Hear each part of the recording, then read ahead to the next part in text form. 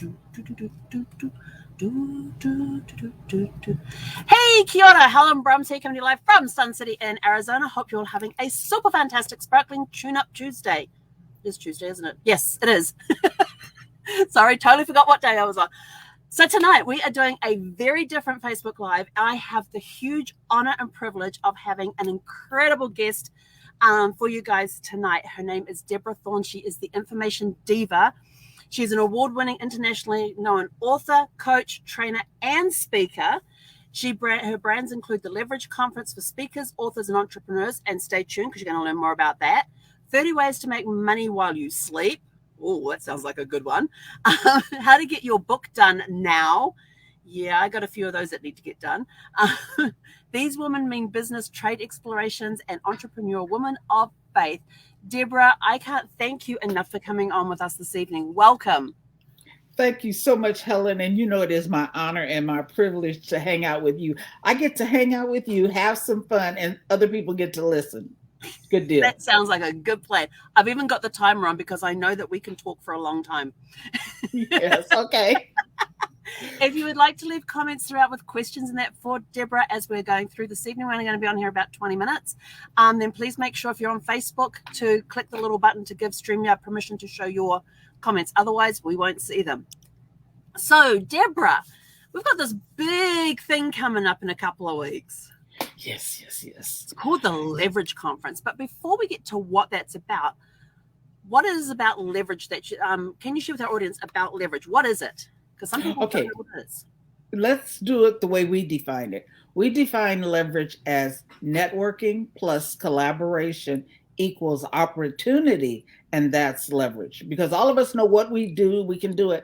But if I get together with another person, like you and I get together, we can create this podcast. Alone, it doesn't work so well, but lots of opportunities. And what we want people to do is to learn to create opportunities, and let's all just go for it. Oh, I love that. Love it. And you're talking about opportunities. So people can create opportunities in all sorts of different ways. What are some of the creative ways that they can do that with creating, like content is a good way to create opportunities, isn't it? Oh, well, for instance, here, we're podcasting together. That's an opportunity. And really and truly, what I try to encourage people to realize is when you're putting together a podcast, especially if it's a video, you have the ability to create a television show. It is TV. It's the exact same thing. For instance, my YouTube channel is called the Information Diva Network because each part of each playlist is a different series of shows, if you will. What I really want to encourage people, and I work primarily with women, so let me be clear, ladies, think about what it is you like, you want to enjoy, you want to do, and how do you create that? Using technology that we have available to us now means we can do anything. You can create a book, you can create a CD, you can create, well, we don't do CDs anymore, Deb, MP3, but you can do a file, you can do movies, if you can create it in your mind, we have technology easy enough to create it. That's where the opportunities come. And when, let's say you don't really know how to do it, but if you collaborate with someone who knows the technology piece and you know the content piece, that's what we're talking about. How do you make this happen in real time now based on what we have available? I love that. And speaking of content, why is it important that people come up with content for when they're posting on these different forms of social media, their websites, their podcasts, that sort of thing? Why is that important? Because that's what makes you an authority. That's what makes you stand out from people. That's what helps people to know who you are and what you're doing, why you're doing what you're doing, and why I should engage with you. There's a lot now, just like we're creating content, there's a lot of content noise out there, a lot of stuff going on. And we all know when we're scrolling by on social media, something catches our eye and we stop. Like I stop for babies. Any babies? Oh, I'm going to stop and look because I think babies are wonderful. Babies make me smile. But what else makes people stop and pay attention? And so when you're talking about no matter what you're doing, you do a genealogy, you're becoming an expert. You're viewed as an expert because you do a show about genealogy. Mm-hmm. Everybody can't do it, you know? And so, what if there are other shows out there? Yours is different. The way you do things is different. And I encourage everybody, if you haven't done it, you need to write a book. And that's simple now with technology. I mean, there's just so much we can do. So writing a book, yes, I have several of those that need to get done. Okay, well, I have a system that helps you get it done in 90 days or less. Okay. I always laugh. My star client, if you will, wrote a book in 7 days. I don't encourage anyone to do that because it made her a little cuckoo, made me a lot cuckoo, but she had her why was big enough to get it done, and she did. And so, use a step by step process, get it done. You're not writing War and Peace, and you're not going to be a Pulitzer Prize winner. Okay, not first time out anyway. But if you get the book out again, it makes you an authority. And people will invite you places that you normally won't get invited to because you have a book. It's like an oversized business card too, if you want to give it away. Fancy, I call it a fancy business card. And I the like that one. system I use, the books cost you just a couple of bucks, so you can afford to give them away. I like that. I like that. Now, one of the things that you have is that you say that you're a CEO, not a CEO. So, would you like to tell us the difference between a CEO and a Oh, CEO? absolutely. CEOs, well, first of all, it stands for something: successful, healthy, enlightened, entrepreneurial overachiever. And generally, it's men who ask me, what's the difference between, women doing business and men doing business? Because I encourage women to do business like a woman, not like a man, CEO, not CEO. And what I always point out to them is if a woman needs to bring her child, her small child, her baby to my business meeting, she's more than welcome to do so because I know that that tells me that her family is important to her and so is her business. So she gets brownie points for that. And whoever's not writing is the one that's going to hold the baby. And then I smile at the gentleman and I say, so can a woman bring her baby to your meeting? And the answer is, of course not. But the best thing is I actually saw this in action. I was watching our local news. It's called Hyper Local, so it's directly for the area around us. And they were interviewing the mayor of a small town near Los Angeles. And she had young mother, she had her baby's crib in her office. And the baby's about 7, 8 months old. And she's sitting on her lap, and the anchor is interviewing her and they're having a great conversation. And then the baby drops the toy she was playing with. Without missing a beat, the news interviewer bent down, picked up the toy. But now, while she's bending, picking up the toy, that means that the TV screen is totally blank. And in television, we don't do a blank screen. And it was blank for a few seconds because she had to bend down, Mm-hmm. get it, hand it to the child, get the child settled, who had never really, she didn't put up a fuss at all. She was glad to have her toy back. And then she came back and she said, well, that's what happens with live TV. The baby had a need and we took care of the need. And I went, yes, that's Love women that. doing business like a woman. Okay. Men would have been all flustered in the screen, different different way they'd handle it. So that's what that's about. And I was like so pleased to see that happen in real time on real TV. That's awesome. I remember seeing a video clip just the other day on one of those things. I think it was Kelly Clarkson played it. It was something that had gone viral where a girl couldn't go to her class in college because her babysitter was not available. And the professor, who was a guy, turned around and says, bring the kid in. And he, in this video of him standing at the front of the class holding her baby while he's teaching the class. That's a video that's been around a little while, but it is so wonderful because that's how a lot of things happen. You're allowing the mother to go to school and not have her school interrupted as she does her best to be the best mother she can be. But you're also teaching that child that there's a community that supports you and wants to see your mother do well and thereby see you do well. And that mother knows now that there's no excuse for not finishing her education. This is what she wants to do, and there are people willing to help her. And that's what I strive for. That's what's important to me, and to help women understand that we help each other in that kind of way, because somebody in the class could have held the baby too. Okay, Mm-hmm. there are lots of opportunities, and we want to be that for each other. Having one queen straighten the crown of another queen without ever talking about it. We just I do it love that. automatically. Yeah, I love that.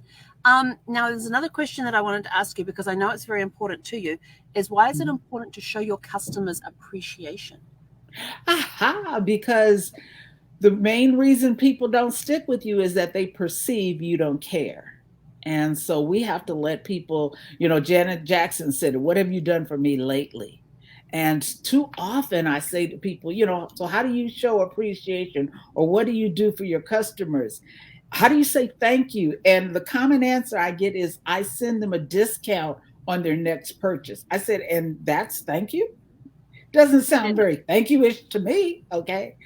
And having people learn to look at that a different way. And one of the things I really try to do as the information diva is to show people that I care, both in my actions as we go through the process, but that there are some, extra things we do. As you know, we do cards and gifts and things to let people know that we really care about them. I love that. And if you show appreciation to clients, they're going to come back over and over again, and they're going to bring other people with them too. They'll So tell people because they're surprised because nobody is doing it. Oh, look what I got in the mail. And then they go on and tell that story. And you, especially when you work hard as I do to connect and make sure it connects to what we're doing or what we're experiencing so that they have a great customer experience. That's my number one. I do what I do. I like doing it. I consider myself a better than good, an excellent coach, trainer, speaker. Okay. However, the most important thing is for my clients to have a good customer experience. and what impact would that have on the bottom line if you showed your customers a good customer experience? They stick around longer. And one of the things that I encourage everyone to do, if you don't know already, figure out what is the lifetime value of a customer. With my clients, they stick around. When people come on my coaching programs, for instance, they're a minimum of 6 months. Okay. So I know six times whatever the monthly amount is. But I also know from experience that they do the first 6 months and they generally extend. And the reason they're extending is that they've reached a goal. We reached the goal that they wanted usually early on, and we're setting new goals and they see new possibilities. And if I stick around with you another 6 months or a year, what is possible? Well, let's talk about what's possible. So people tend to stick around with me 2 to 3 years. That's the value. So if I can show them I show them quality education. I show them quality. They're reaching goals and they're seeing it because we talk about it. But then I try to be nice to them at the same time. It helps them to want to say, "Oh, if you're looking for a coach, if you're looking for a trainer, see the information diva." Love that. Love that. Now, scrolling across the bottom of the screen, we've got this thing about this event that you've got coming up called the Leverage Conference, which is November 18th to the 20th, which is a Thursday, Friday, and Saturday, all day, both days, all day, all 3 days. Can't say both days. There's three of them. No, it's three of them. So, what is the Leverage Conference all about, and who would be a good candidate to come to the Leverage Conference? Okay, well, the full title of it is the Leverage Conference for Speakers, Authors, and Entrepreneurs. So any speaker, author, or entrepreneur needs to come by, particularly a woman. And this year, this is our third year, so really pleased that we've continued to grow. This year, we start with how-tos. We have people teaching how to do basic skills because oftentimes people go to a conference or a webinar and someone is talking about creating content, but nobody comes back and shows you how to do it. Nobody comes back. They say, well, everybody needs to be doing Facebook Live, but if you don't know how to do it, you're already shut out. So we've got people teaching you how to. We also have a day, our Saturday is a day of masters. And these are people who are generating 6 and 7 figures doing what they do. This is how they make their money. They make real money, and they're there sharing some of the tips that they do. It is not a sales fest. We want people to understand that. Nothing is sold from the main stage. There, you have an opportunity to meet and greet the presenters at a later time during the event. We go all day, every day. We start early now because, when we want to go global, you have to take into consideration other people's time schedules. And last year, we had attendees from all across the United States, so our 3 time zones. We had the people from Canada, we had people from the UK, people from the Philippines, and the Bahamas. So Nice. That's what global looks like. So when people ask me, oh, is this virtual? It is not only virtual, it will always be virtual so that we can reach the globe. I love that. So it's all going to be on Zoom, which is Yes. nice because people can do it from the comfort of their own home. Yes. So they don't have to get in a car and go anywhere. They don't have to worry about purchasing and staying in hotel rooms, rooming with somebody they don't know, and finding my a goodness. seat. And with what's happening with airline tickets, Yeah. where you got the ticket you bought months in advance and they're having problems and they shut down the flights. Oh, yeah. We're avoiding all of that. And my main thing, remember, we just talked about showing customers appreciation. I want to help you forget that you're watching a Zoom. We take it just as seriously. And just like, people say, well, I can't sit that long. If you went to a live conference in a hotel, you may not sit the whole time. You get up, you take a walk, you go meet other people. We work hard to put those experiences, make those experiences available to you. You get to meet some other people. Maybe the particular topic isn't one you want. You take a rest and come back and pick up a topic that is better for you. I love that. So who are are you allowed to say who some of the speakers are that are going to be on? Well, you know what? I can really say who the announcer is. I know I can say I that. wonder who that is. I wonder who that is. If you are in the habit of hearing this lovely voice, you'll want to come by the Leverage Conference because Helen Brahms is our announcer. She will be announcing the different people. And you know how sparkly she is. So I'm looking forward to it because people will hear the energy. But, some of the speakers are master speakers. Donna Smith Bellinger, Casey Eberhard, oh my goodness, Karen McNamara. Karen McNamara has this thing I really want people to hear. She talks about giving your message to the 5 generations that are living now, okay? And each one, you speak to them differently, okay? When I heard her speak the first time, she was explaining why these generations were different, what made them view life the way they do. And you go, oh, that makes sense. And then set about to sell a peanut butter and jelly sandwich to the different generations because you present it differently. And the first time I heard her, I was like, oh my goodness, she's got to come to the conference because everybody will tell you, oh, I want millennials to, to buy my widget or whatever. And what many of us mean by that is we want to teach millennials to do things our way. That they don't understand. We'll just school them. Well, they don't want to be schooled. They're fine. What we have to do is learn to present to them in a way that they're open to it. So those are the masters. And then we have a bunch of how-tos. Our how-tos, not so much the speakers, but the topics. How to do podcasting the traditional way. How to do podcasting with StreamYard. How to write blogs. All these different things that we're told to do in creating things, how to, have the voice that people need to hear in order to go forward are really important. So I'm excited. That's awesome. I can't wait for Saturday. And I especially want to hear, was it Karen you said that did the Generations? Karen, oh my goodness, the Generations, absolutely awesome. Genealogist, hello. Hello, okay. And then when you see how she's broken down why it is I'm not going to give her speech away because I can't anyway, but it has to do with what were the events that happened between the ages of 8 and 18. And that's what shaped their thoughts and processes. And she's got to work. And you go, oh my goodness, she's right. It's like, oh yeah, I'm looking forward to hearing her again. Yes. Oh, I can't wait to hear that because in my job, I get to talk to lots of different generations. So being able to craft my messages towards those different generations to get them interested in connecting their past and historical events that are in there. Like today, I was researching for a client this morning and discovered that her second great-grandfather and her great-grandfather and her great-granduncle, who was the great-grandfather's brother, the second great-grandfather was a train engineer. So he drove the steam trains and stuff. They were the first ones to go through a tunnel that had just opened and deliver gravel on the other side. So there was a whole newspaper article about that. So I sent that off and go, did you know about this? And she came back and says, no, I didn't. And then I said, oh, and did you also know that your fourth great-grandfather fought in the American Revolution? So then all the girls in the family and all the guys in the family who are direct descendants of his can now join either the Daughters of the American Revolution or the Sons of the American Revolution. And Wow. so it's finding out. And now all of a sudden, she now has this personal connection to the American Revolution.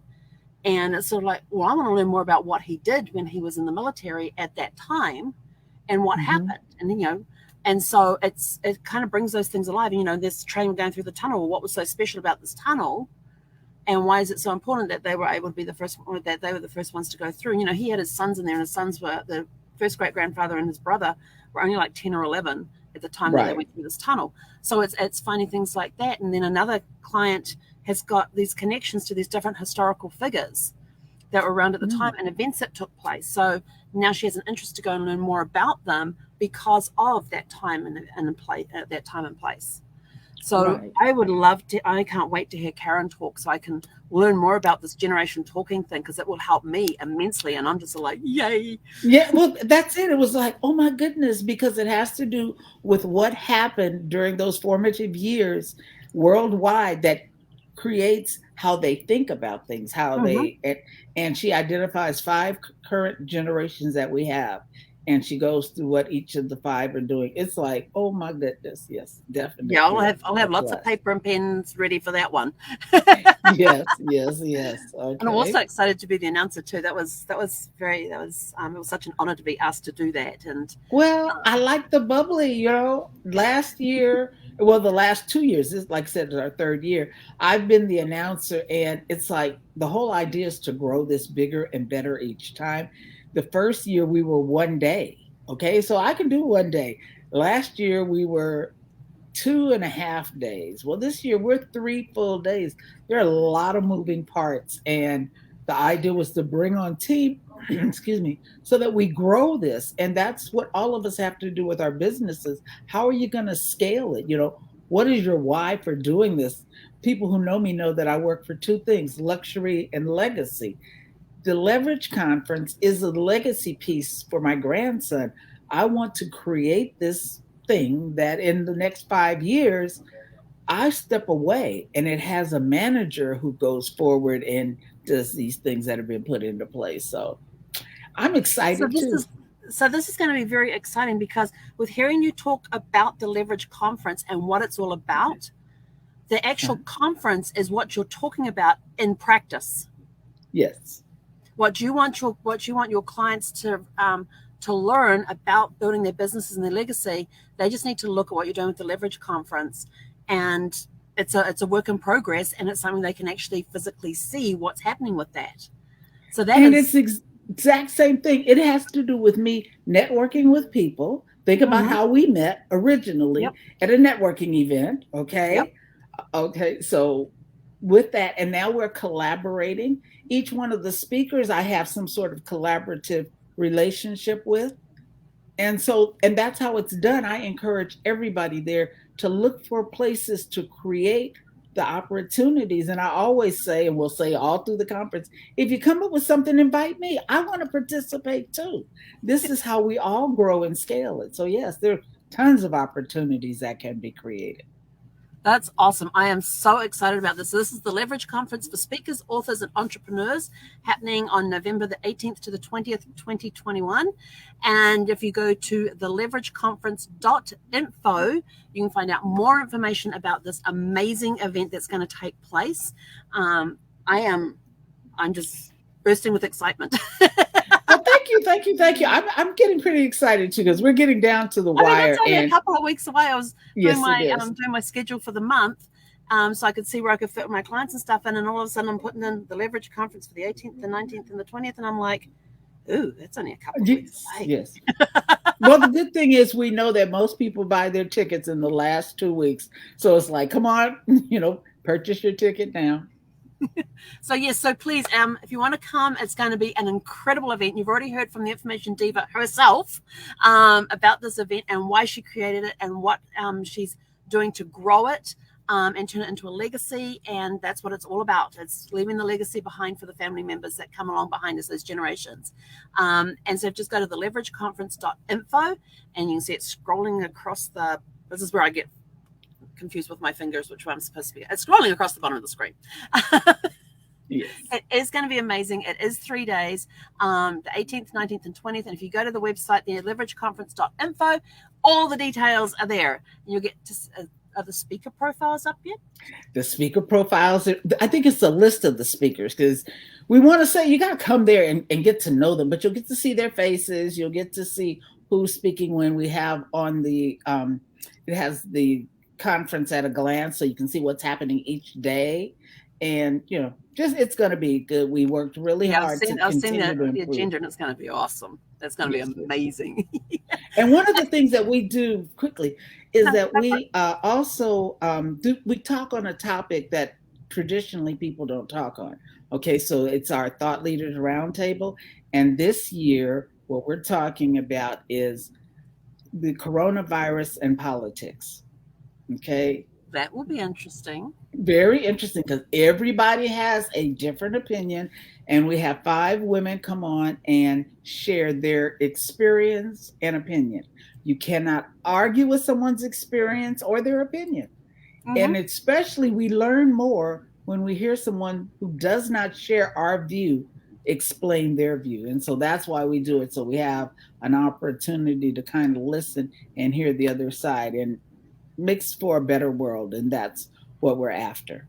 Yeah, different points of view are always good to hear from. So because sometimes you've just got that one side look and you don't know what it's like on the other side. When you hear what it's like on the other side, you're a little more understanding as to and how they came to that, you know. Yeah, what in your life's experience brought you to that? Because everyone is doing what they believe is best for them and their family, and we have to accept that. We don't have any of the arguing that men traditionally do, because we're not in competition. We just want to collaborate, and the best way to do it is to listen to someone. Absolutely. Well, Deborah, thank you so much for coming on this evening. And thank you for spending this time with us. It's been greatly appreciated. If anybody has any more comments about this or wants to know more about the conference, go to the leverageconference.info. It's scrolling across the bottom of the screen right now. My hands need to be up. It's scrolling across the bottom of the screen. Any last words of wisdom you'd like to impart on everybody before we close this out for the evening? I just want to say thank you so very much for having me here. This has been fun. You know, I learned something new from you always about genealogy. And it's like, oh, something new to look at. And I can't wait for you to hear Karen speak, because it's going to really add something to it. And your audience, I want to thank you for having me, and come check out the conference. Excellent. Well, with that, everybody, have a super fantastic sparkling evening, and we'll catch you guys back here early tomorrow morning for Winning Wednesday. Hei konera.